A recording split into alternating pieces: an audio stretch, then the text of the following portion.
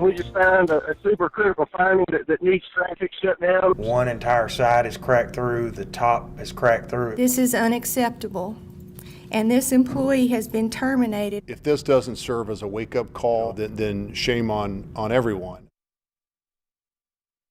It caused months of traffic tie-ups and shipping delays. The crack in the I-40 bridge over the Mississippi sent a shock across the state. Especially to the people at RDOT, because if inspectors missed that crack, how many others are lurking out there? 1 year later, THV 11's Rolly Hoyt follows a crew of bridge inspectors as they work to reassure us all our important spans are not about to fail. The most recent annual report card from the nation's civil engineers gives America's bridges a C grade.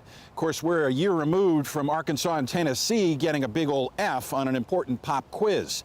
The crack in the I-40 bridge to Memphis sent shockwaves across the state and sent RDOT officials scrambling to try and make up the grade.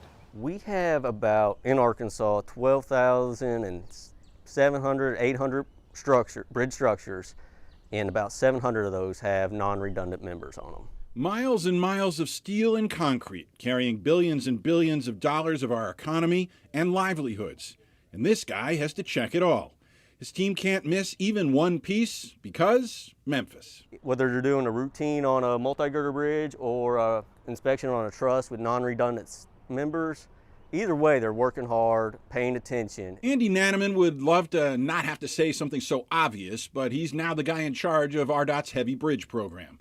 And he now has the job after two former superiors missed the crack in the I-40 bridge. When it comes down to it, it's the inspectors in the field's responsibility to look at these non-redundant members, and that was in policy, and this one got missed. When a federal assessment of RDOT's bridge inspection policies arrived last November, it made 18 recommendations, including some that sounded alarming to a layperson. But less than a year later, Nanneman is eager to let us follow an inspection team to Arkadelphia. The message? That one crack was a one-time thing. We're still doing the same procedures we did. We are enhancing some of our fracture critical procedures on other bridges, which causes a little extra time, enhancing your documents and your procedures, looking at the plans, but as far as scheduling wise, that has remained consistent. The schedule today has this team working on the brand new Highway 51 bridge over the Ouachita. It's far less intense than what would go into an older structure on a busier waterway. In fact, this is the first routine inspection since being built. It still has that new bridge smell.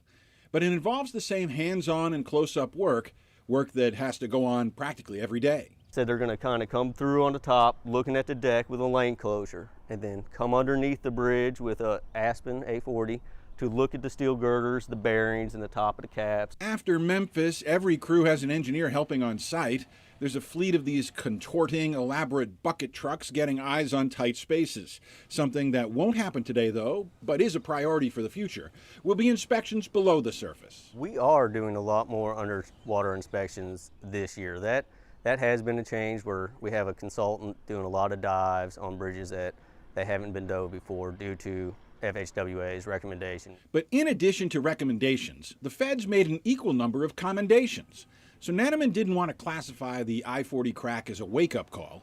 He instead tries to project reassurance. I feel pretty good about our deck area, the condition of our deck area compared to other states. I've got confidence in our inspection program and in our structures. In Arkadelphia, Rolly Hoyt, THV 11 News.